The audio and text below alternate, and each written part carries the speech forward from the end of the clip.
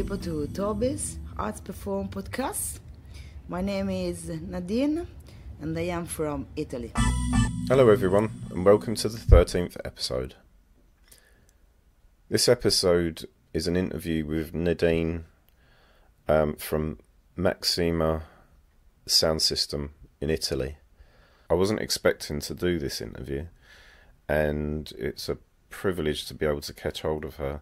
She was speaking in one of the panel discussions called Outernationalism with a group of female European sound system operators. It was a pleasure to do this interview and I hope you enjoy it. Speaking to Julian, Professor Julian Henriques, who's part of the Sound System Outernational. He was saying that you came to the first Sound System Outernational. Yes, that was in January 2016. To me it was very unexpected, massive events, you know. I never expect so much people to be there, but that showed there's a very great interest, you know, into getting deeper into this culture. Yeah. What did you do in the event that time? Were you a participant or were you did you just come to the conference? Oh no, Brian from Baba Boom 5. It was exposing, making his doctorate, PhD. And he was talking about a great thing we used to do in Italy called RAS, Real Authentic Sounds, back in the days.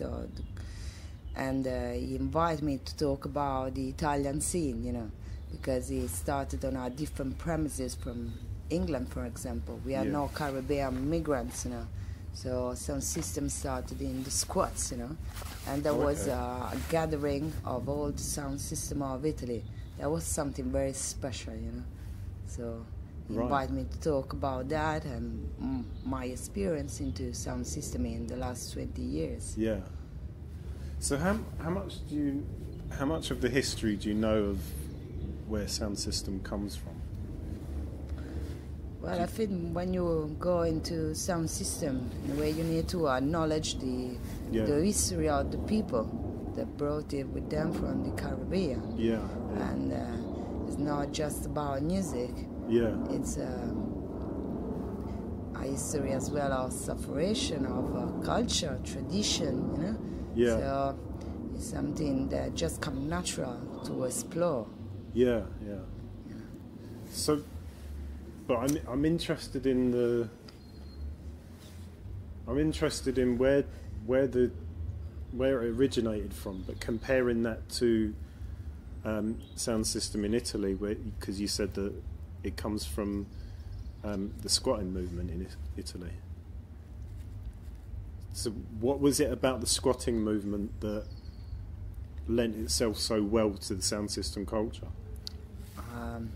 You got to take into account the squats were made by the punks. And punks love the mystic of reggae, you know. Yeah, so, yeah. And the challenge of the content, you know, it's very revolutionary content into reggae. Yeah. So we started from that side, from the social issue, from the issue about equality, you know, and racism, and all this. The content was the main priority, you know. Yeah. And then it became the sound of the squats, you know. Yeah. And there was no venue in Italy that would allow, you know, sound system. And actually, as sound system, we would not even go to commercial venue, you know. Yeah, yeah. You know, because that was the mood of the time, you know. Yeah. So that was the place to be, you know. Or we were playing in the streets, you know. Yeah. So did you started your doing attending sound system raves? When did you start? 96. Okay. In a local sound in my area. Then me and my boyfriend moved to live in London. Yeah. And we come back and we built our own sound that was called King David Warriors, you know. Yeah. And then we were playing all over Italy. We were playing in squats, in the streets, you know, in in rave as well, you know. Yeah. In the late 90s, there were a very massive movement of techno from like Spara Tribe. We were doing lots of stuff in Italy, and we were doing like the chill outs, you know. Then when the French forbidden rave, people moved to Italy, and we had some big technival and stuff, you know. So for me, it was like a way of having an opportunity to go as well, to make myself hear from different people. Yeah. I don't think I choose my crowd, you know. I think people choose, but sometimes you have to give them a chance to be here, you know. Yeah. What was it about the squatting movements that made people go to squatting? Well, it's different from England, because in England I know people were squatting more just for have a place to live. Yeah.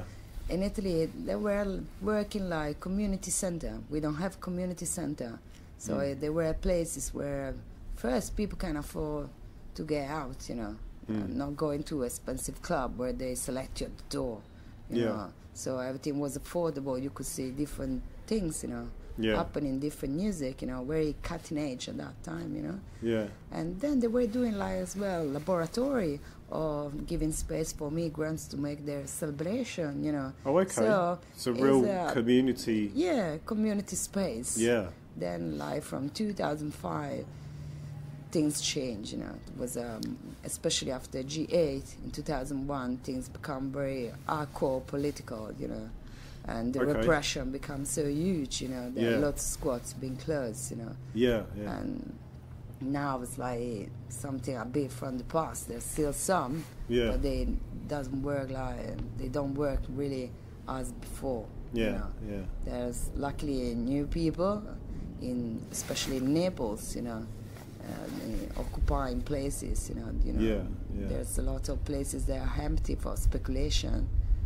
Or places that were, I don't know, rescue from corruption, you know. Yeah. And another great things of Italy back in the days that you can't do anymore was like maybe you go into woods and beaches in the south, you know, and bring your sound and make a party, you know. Yeah. Well, it's similar to over here that in about 4 or 5 years ago, there was a law that came in that meant it was now illegal to squat. So that meant the police could arrest people and effectively send them to prison. So whereas before there were some places where if a place was left empty and someone occupied it, and they occupied it for a length of time, like 10 or so years, they could own the place. Yeah. That's not possible now. So places can be, so places can be effectively left to rot now. But anyway, law and the ecology of one place affect the way things happen. Yeah. You know. So nowadays in Italy it's different. There's really a massive amount of sound system, not just in the city. Yeah. It's very important because in the suburban country area, there's mainly nothing for young people and for people to get out, you know. Yeah. So they supplying a place to make community, which is very important, you know, not just in the city, you know, but in the city it moves more into commercial venue. Yeah. So anyway, the ecology effect, you know. The environment is a factor to be taken into account, you know. Yeah. So the spirit of the sound system, both where it originated and took hold in London, is kind of equal to how it evolved in Italy then, or very similar. I think yes, there's a common spirit. All about the community and getting together and yes. That's interesting. I think so. Yeah. Yeah, that's the sound system provide, you know, a place for people, it becomes like an affection, you know. Yeah. People follow it, you know, and it's like an artifact for affection, you know. Yeah. And I think this is so really lacking into the kind of system we live, you know. Yeah. People is more and more alone, so Yeah. let's supply yeah. a place for people to meet together, maybe Yeah. to fall in love with somebody, Yeah. to make friends, you know, to feel you are into a community. Yeah. It get much more than music, you know. It's not just a ludic, a form of entertainment, you know. Yeah. Yeah. It's a form of people for educate themselves Yeah. and and not being alone. Yeah. I think so. Yeah. Amazing. How did you personally get into sound system and the music? Well, my family, there always been a turntable since I was a teenager. At that time, there was record shop all over Italy. Now you count them on your hands all over the land, you know. And we always had music at home and the turntable. Family was spending money to get a good i5, like a washing machine, as I say yesterday. Yeah. Nowadays, spend on TV to get a brand new TV.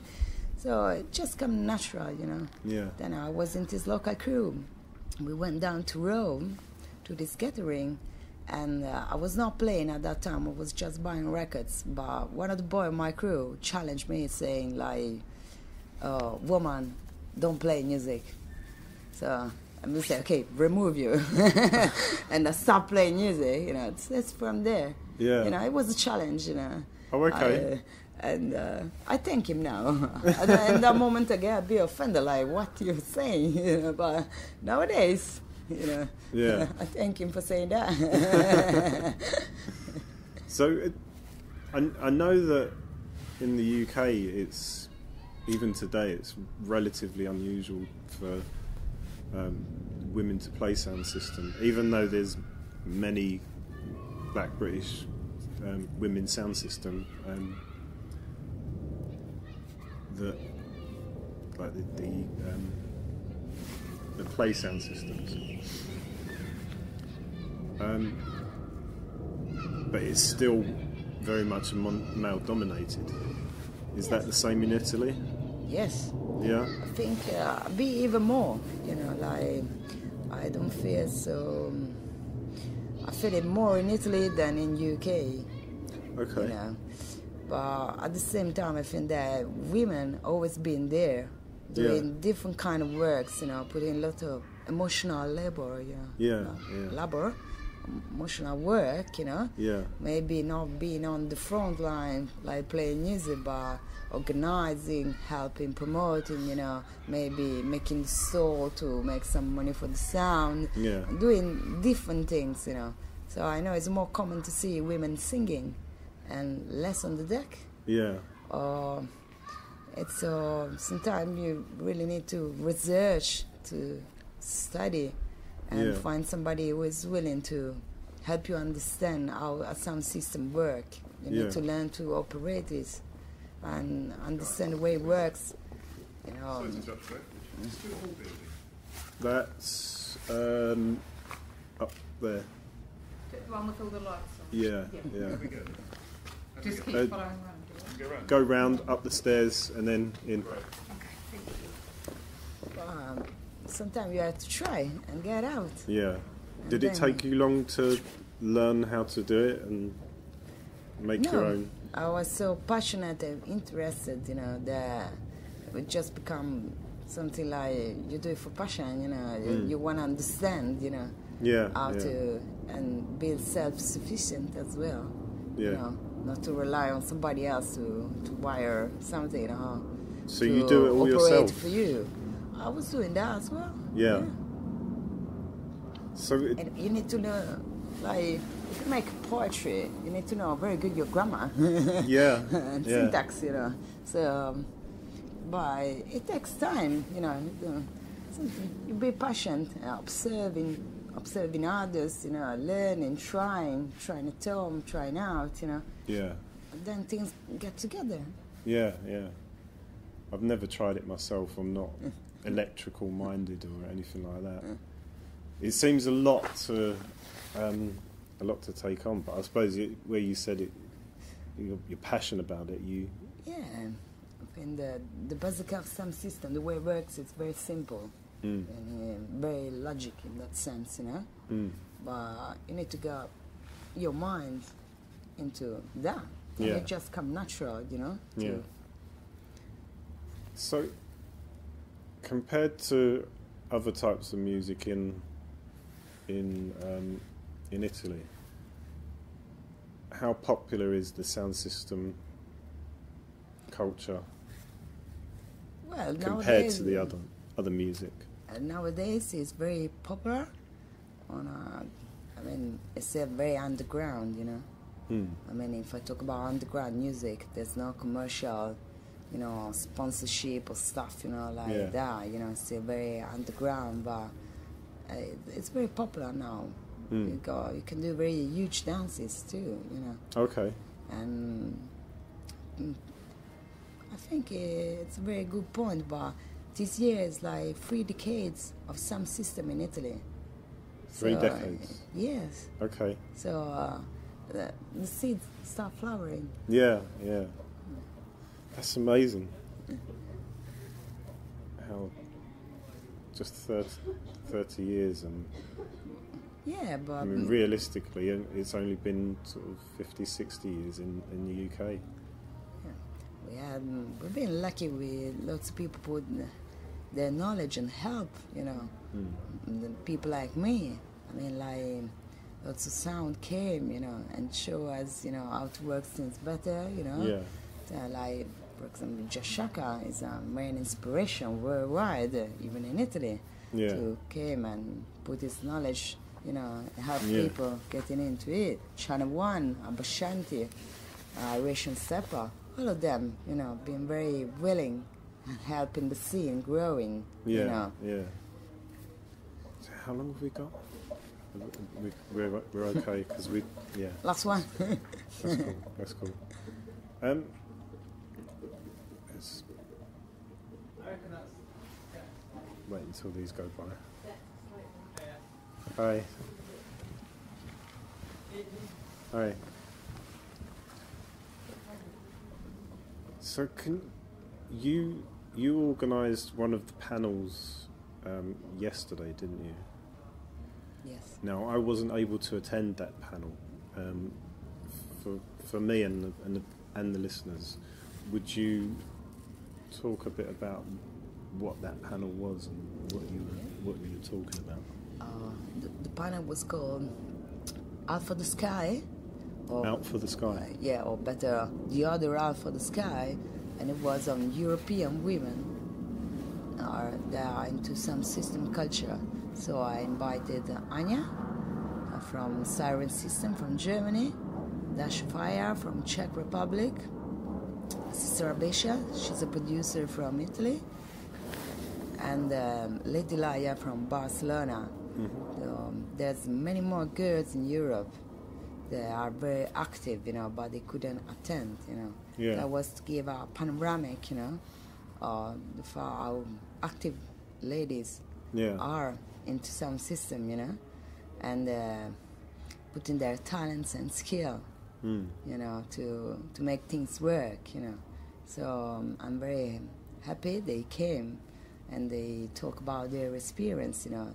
They all started from different point. There's was coming from techno background. It's coming from very reggae background, you know. Or like Sister Besha coming from, she's a musical person. She plays keyboard, so she's coming from a music background, you know. So I think it was very interesting, especially showing the east and west side, you know, like Dasha from Czech Republic. How people could access, you know, to this music and how scene evolved, you know, in Europe, especially after 2005. There's been a massive flourishing in Europe, you know, like in France, and France is a very big scene, you know. Spain at the moment is really huge is really on fire, you know. Okay. Wow. And I think it's very interesting to compare different experience, you know, and see how things work in every country. Go is, you know, is limit and opportunity, and they are different from one another. Yeah. But at the end of the day, we work on the same spirit. Yeah. I'd be interested to see how Sound System works in France, because particularly in and around Paris, because I know that the racial demographic is different, but there are very similarities in terms of sort of the inner city areas. Yeah. And it would be really interesting to see how that works. I mean, how much do you know about the Paris scene? I personally never been to play in Paris, but I play in France with my sound system in Lyon and Aix-en-Provence. There, especially Lyon is a very huge point for sound system and reggae and dub people, you know. I think French, they can give their French touch as well, so they develop, you know, even our kind of music, you know. There is a really French dub, you know. Yeah. And they make it very popular too. Like, for example, Panda Dub is now starting from reggae, but starting from different music by really do bass music, you know. Yeah. And there's elements of dub into it, you know. Mm-hmm. And it's, but French is a different. France is a different system from the others, you know, because the radio support very much, you know, the French artists, and it works totally different. I know, because they have a quota, don't they? They have to have a certain amount of French. And like, for example, in Italy, it's very hard to rent a venue to make an event, you know. Instead, in France, it works like that. So it makes like in every corner there's a venue that you can rent, you know, and there's a dance everywhere. Yeah. So it's a very good point, you know. Yeah. Instead, in Italy, it works on different bases, you know. So it's much harder to get a venue. So, in different parts of Europe, are there more women working in sound system? I know you said in Italy there's less women, but what about in the rest of Europe? Because I know that... I think, in every country there are some girls, you know, like sometimes we just don't see them, we don't acknowledge, you know, the contribution they offer, you know. Yeah. Because maybe they work on a different side, but that side is as much important as the sound in itself, you know, because things wouldn't work, you know, like... And there are some ladies doing really, that I think really changed the scene of Europe. Like, for example, Nina from Cross Club, you know, she's making wonderful work, you know, and all out the country do watch, you know. So we all watch all what the other country are doing and try make it our own as well. So I think that it's very important to relate to others, you know, and share experience, you know.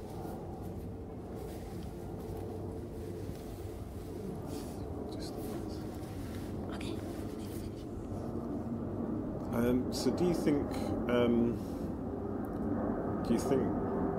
women could bring a different character to the sound system movement? Is there something different they offer? Because I think what I've experienced this weekend, particularly the women that I've seen and spoken to, they do seem to offer something that I'd not really recognised before. I mean, perhaps because when I knew sound system when I was younger, I was very young, so I didn't know how to take it, and I never saw women doing it. So it's like something like the unexpected. It's very different to what I kind of recognise as sound system culture. Well, not very different, but it seems to me that women do bring something different to the sound system. Well, I don't know. I don't think like if I don't see who's playing, I can say if it's a man or a woman. But obviously, as a woman, I'm more selective on what I'm playing. You know, I won't play like homophobic or sexist tune, for example.